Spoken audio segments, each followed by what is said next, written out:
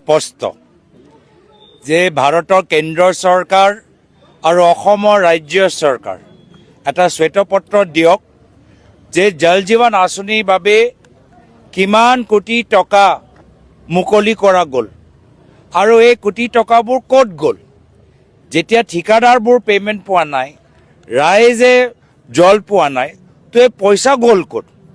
পইচাটো মুকলি কৰা গৈছে, পইচাটো ঠিকাদাৰবোৰে পোৱা নাই, মানুহবোৰেতো এতিয়ালৈকে একো জলৰ লাভ পোৱা নাই। তো পইচা গ'ল ক'ত? ইয়াৰ ওপৰত এটা CBI ইনকুৱাৰী হওক আৰু যিবোৰ ইয়াত দোষী, যদি কোনোবা কেন্দ্ৰীয় মন্ত্ৰী হওক বা ৰাজ্যৰ মন্ত্ৰী, CBI যোগেদি তেওঁলোকক গ্ৰেপ্তাৰ কৰক। এয়া আমাৰ লোকৰ দাবী। ধেমাজি জিলাখনত কিমানমান জেজেমা আঁচনি অসম্পূৰ্ণ হৈ আছে কিবা? আমি ইতিমধ্যে আমাৰ এটা ষ্টিকাৰ আমি দেখাই দিছোঁ, ষ্টিকাৰ দেখক।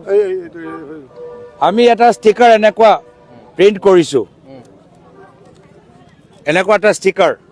আমি নিজৰ কৰ্মীখিনিক কৈছোঁ যে আপোনালোকে য'তে য'ত দেখা পায় যে জল জীৱন আঁচনিবোৰ কাম কৰা নাই, ইয়াত এটা ষ্টিকাৰ লগাই দিয়ক। মই আশা কৰোঁ যে আমাৰ ষ্টিকাৰ লগোৱাৰ পিছত ৰাজ্য চৰকাৰে নিজে ইঞ্জিনিয়াৰ পঠাই গোটেই ছাৰ্ভেটো কৰিব যে কিমান ইয়াত বিফল হৈছে। আজি ধেমাজি জিলাৰ ভিতৰতো 100 ওপৰত জল জীৱন আছে প্ৰজেক্টবোৰ, তথাপিও যিমান আমি গম পাইছোঁ প্ৰায় 80% 90% কাম কৰা নাই। তো সেইকাৰণে আমি ষ্টিকাৰবোৰ লগাই দিছোঁ। এই ষ্টিকাৰৰ যোগেদি আমি ৰাইজক আৰু আমাৰ ৰাজ্য চৰকাৰক জনাবলৈ বিচাৰোঁ যে ইয়াত কামখিনি শুদ্ধ কৰক।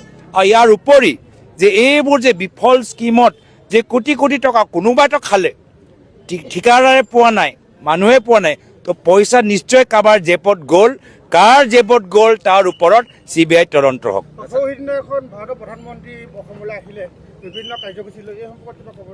ভাৰতৰ প্ৰধানমন্ত্ৰী আহিলে নিৰ্বাচনৰ ওচৰত অহাটো স্বাভাৱিক কথা, কিন্তু দুখৰ কথা যে যি বিষয় লৈ আমাৰ অসমৰ জনসাধাৰণ অৰাজনৈতিক যিমান আমাৰ সমাজ আছে, সকলোৱে যি বিষয় লৈ আজি আৱেগিক হৈছে যে জুবিন দাক আমি ন্যায় দিব পৰা নাই, জুবিন দাক আমি ভাৰত ৰত্ন দিব পৰা নাই।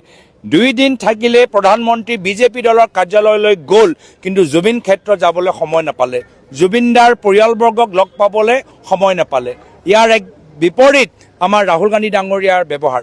মাত্ৰ অৰাজনৈতিকভাৱে তেওঁ অসমলৈ আহিলে, সেইদিনা যিদিনা আহিলে কোনো ৰাজনৈতিক বক্তৃতা নিদিলে, কোনো নিৰ্বাচনী কেন্দ্ৰিক তেওঁলোকৰ বিষয়লৈ নাহিলে, মাত্ৰ গ'ল জুবিন দাৰ ক্ষেত্ৰলৈ, অৰ্পণ কৰিলে নিজৰ শ্ৰদ্ধাঞ্জলি, লগ পালে পৰিয়ালবৰ্গক আৰু নিজৰ প্ৰেছ বাৰ্তা যোগেদি আমাৰ ৰাইজক আৰু অনুৰাগীসকলক সান্তনা এটা বাৰ্তা দিলে।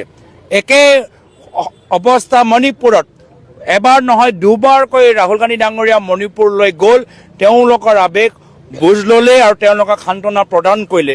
কিন্তু প্ৰধানমন্ত্ৰী মোদী ডাঙৰীয়া অলপ দিন আগতে যেতিয়া মণিপুৰলৈ গ'ল, মাত্ৰ আমাৰ মণিপুৰৰ ৰাইজক মাত্ৰ এটা নিজৰ ষ্টেজৰ প্ৰপ দৰে ব্যৱহাৰ কৰিলে।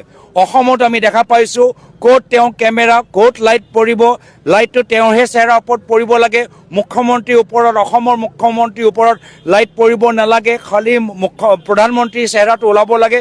এইবোৰে তেওঁ কাৰ্যালয় নিৰ্ধাৰিত কৰি আছে। কিন্তু জুবিন ক্ষেত্ৰত যোৱা, জুবিন দাৰ ন্যায় ক্ষেত্ৰত, জুবিন দাৰ অনুৰাগীসকলক সান্তনা দিয়াৰ ক্ষেত্ৰত এটাও পদক্ষেপ তেওঁলোকে নল'লে, সেয়া আমাৰ বাবে অতি দুৰ্ভাগ্যজনক। 26 নিৰ্বাচন সমাগত ধেমাজি জিলাখনত 3টা সমষ্টি আছে, ইয়াত আপোনালোকে মিত্ৰতা কৰি আপোনালোকৰ নিৰ্বাচন সমগ্ৰ অসমত মিত্ৰতা হোৱাটো 100% আজি হ'বগৈ।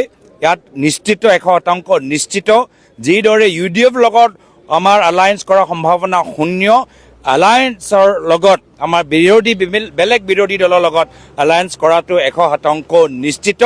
কিন্তু আমি গোটেইখিনি কথাবোৰ আমি সকলোৰ লগত বহি তেওঁলোকৰ কথা শুনি, আমাৰো নিজৰ কথা কৈ, সকলোৰ ৰায়বোৰ পৃথক, সকলোৰ চিন্তাবোৰ পৃথক, সকলোৰ মাজত আলোচনা হোৱা সেই মঞ্চৰ যোগেদি আমি পৰৱৰ্তী সময়ত ৰণকৌশল তৈয়াৰ কৰিম।